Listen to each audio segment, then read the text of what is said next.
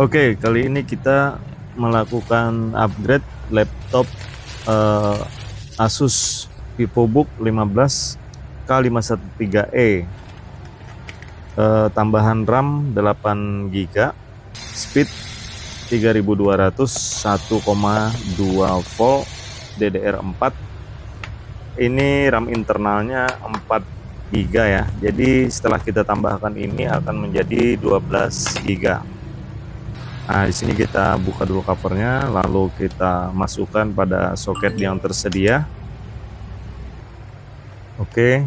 Nah, sekarang kita tutup dan kita coba. Oke. Nah, oke ya. Nah, di sini bisa terlihat RAM menjadi 12 GB setelah kita upgrade. Oke. Mantap.